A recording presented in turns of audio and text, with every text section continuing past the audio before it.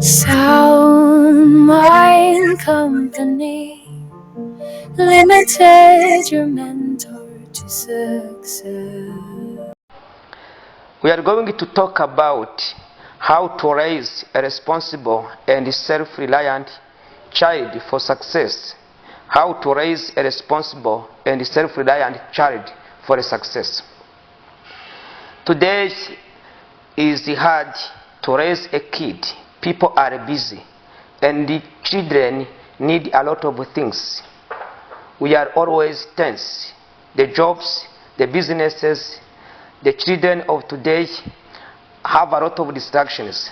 However, some get out of this situation successfully, others struggle.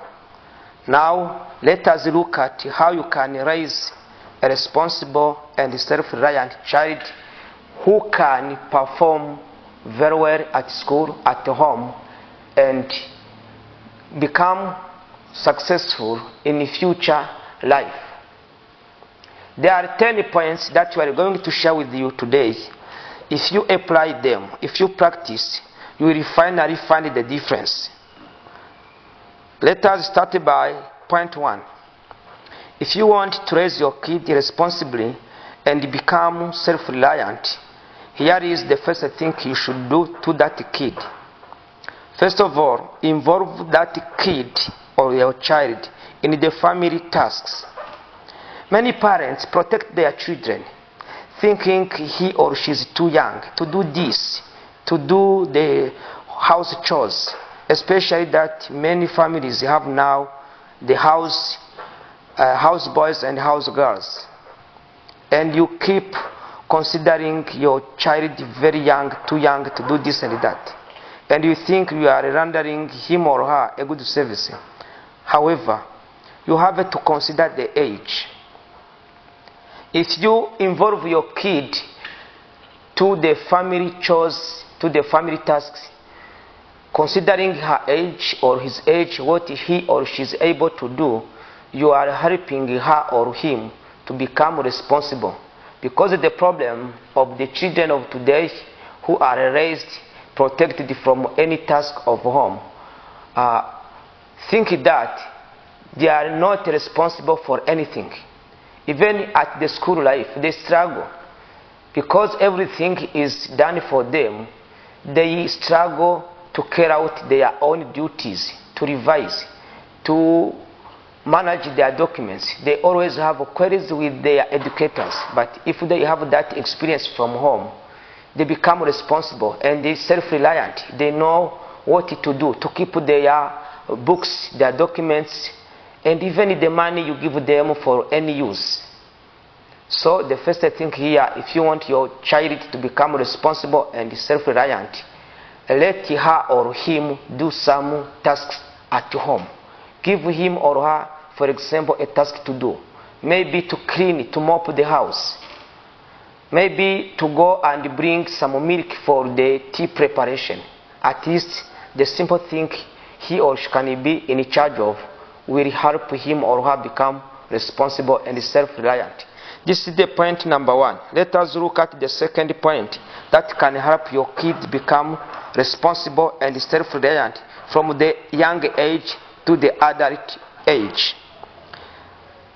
The second thing is to teach them, those kids, the basic skills. It depends on your situation. At least there are some basic skills that the kid can learn from home. For example, you can teach your kid how to prepare the tea, how to cook some basic food like rice. You can teach your kid how to iron, not only his or her own clothes, but also the clothes of someone else, maybe of his or her younger brother or sister. Why not your shirt? And this, the children like them very much. The children like to be taught, to be initiated how to do some of the things done by elderly people. So this is very important. When the kid starts doing something, having some skills of doing something like cooking, like ironing, like washing, This develops their confidence because they feel they are helpful in a society, in a community, and eventually they become responsible. They feel in charge of something. The third thing to do for your child to become responsible and self-reliant is to make him or her set her or his own goals, the personal goal. Ask your kid what he or she wants to achieve about his or her studies, about future life, about home situation, in a month, in a week. Let her or him think what he or she can achieve according to the possibilities she or he has that are there. How many marks does he or she want to obtain at the end of the term? You don't tell her or him, let her or him decide, and then you will come in showing what is logical, what is reasonable, what is practical, and even ask her or him to propose some strategies. This is very important because the kids who involve into their affair, their studies, their life, become responsible and self-reliant. They can do this and achieve this even when you are away, you are busy, you can't be present. Because they have the guideline, they have the vision, the direction to follow. The fourth thing you can do to help your child become responsible and self-reliant, who can do something and put things in order even when you are not present, is to involve them in some decisions. After you have helped him or her set some personal goals, let your child make part of some decisions. Some decisions are simple and are ordinary, are common. Maybe, for example, you can ask your kid what he or she thinks to do during his or her holiday. Maybe you are planning to take her for some vacation, but let her or him propose where to go for the vacation. If you want him or her to go in the village to visit the grandma, or you propose to take her for maybe a picnic abroad for any relaxation, let her or him think what can be good for her. From there, now you will tell her or him what you are deciding and why you are deciding that, what is convenient for him or her, and why you think that is very relevant. And she will come or he will come to understand that something is done for reason, not randomly. Another thing to do for your child to become responsible or self-reliant, which is number 5, is to allow him or her some freedom to choose and act. Suppose you want to change his or her school. You have some reason as a parent, as an adult person, you have your judgment. But ask him or her if she feels or if he feels the school which she's or he's attending is good. Ask if she can think or she would like to change the school. Let her know that if he or she feels that it is good to change that school for another better than the first one, she or he can let you know and then decide together. Give him or her some space. Avail all the required materials, the possibilities, the opportunities, and then check how he can deal with it. After that, you check what he or she has chosen and what was the outcome. Then you can talk, you challenge him or her, you ask why he has chosen this and that and not this, and what he or she thinks about the outcome. This helps him and or her learn that it is not necessary to have the freedom, but you need to have some wisdom to think, to evaluate, to judge before you do this and that, because anything has the consequence, and some consequences are hard to bear. If this happens the next time, he will be or she will be wise enough to check before he or she chooses to do this and that. The point number 6, after allowing your child to choose and act, allowing some freedom and learn from that, you can allow your child to do something. Allow her or him to fail and learn from the failure. Sometimes we parents or we adult people, we have our own experience. We are trying to protect our kid from failing, and we forget we too failed, and we forget that failure is the best teacher. Of course, you have to be wise and careful enough, because some failures might have some serious consequences. But there is some slight failures which help the kid to grow wisely, because after failing, he or she recognizes the best way to do things rather than the first one he or she has chosen. So, don't always blame, but be willing to know what the kid has learned from the failure he or she has experienced. At the end of the day, you find out that the successful people are the best failures. Those who succeed a lot are the ones who have failed a lot. Number 7, appreciate the contribution of your kid and the progress he or she is doing. The children like to be appreciated. You don't need to wait for the great achievement or the great progress, even the slightest, even increasing 1 point on the percentage, even succeeding maybe to host a guest, keep him or her busy while he or she is waiting for you to be present, can be something that you can appreciate if before he could or she could not do it. So here is a second thing we can do. Another thing you can do for your kid to be responsible is to challenge him. Allow your kid to challenge some facts and some principles. The children always wonder about our way as adult people. He may be wondering, why do you always close the inner room? And he wants to know why.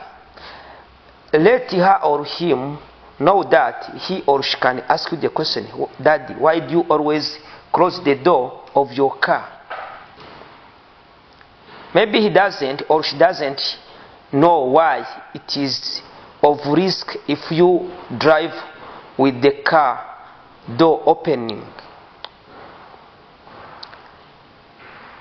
Accept to be challenged by your child for some facts, for some principles, because from there your child will learn to deal with the logic, to judge, to know that anything is done for a reason. There is a principle which has been set for a certain reason, maybe from the experience, from the failure, from some reason, or it is just a natural principle which you can't change anything.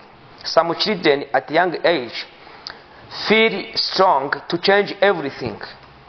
They question, they ask.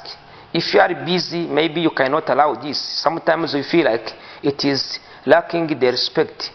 However, we need to allow these kids to have the opportunity to challenge, but in a healthy way, with the keeping respect, but also to have that freedom of asking questions, why this and why this is this way? Why have you chosen to take me to this school while I preferred this one? This is also relevant and important, and it can help your kid develop responsible and self-reliant. Another thing, which is number 9, which you need to do with your kid to become responsible and self-reliant, challenge your kid to aim high, to aim higher. Let's say, for example, the first term your kid scored in the 80s, and you were happy for that, you appreciated, you congratulated, you even rewarded, but challenge him or her if he or she cannot achieve or score next term in the 90s. Listen to him or to her. The child will maybe be fearful, lacking some confidence, because the classmates maybe might be stronger than he is or she is, but show him or her that he or has achieved more than he would expect. And there is no reason to have fear that he can do better than he did. If you help your kid or challenge him or her to aim higher, this will be self-motivation.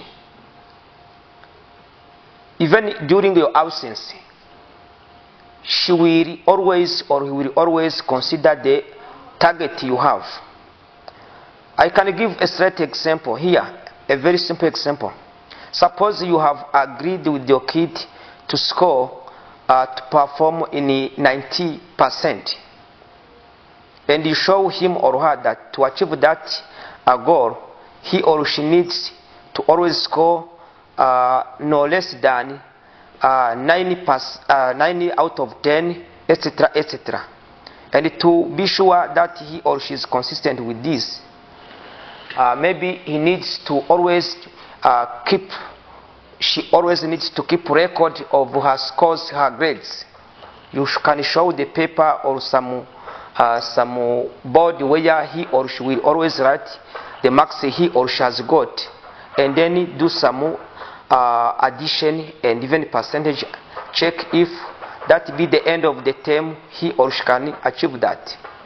This is very important, and it works better. The last but not least thing you can do to help your kid become very responsible and self-reliant is to communicate your expectation of your child. Say, for example, to him or to her that you expect him or her to be the best in her class or in his class. You give the reason why you think of that.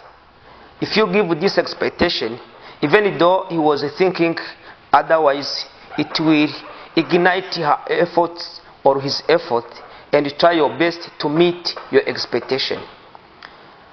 Briefly, these are the 10 points that we have chosen for you, and we have been experiencing this. Try them and find the difference. Dear parents, dear caregivers, dear guardians, we are here to help the society to grow, especially to boost the parenting, because we understand today it is challenging, but there are some techniques you can try and make difference. Your child becomes responsible and self-reliant for the future success. Thank you very much. We expect you to subscribe, to share, and give us your comments about this video. Thank you very much. Let us meet next time in a new video which is helpful. See you. We like you very much.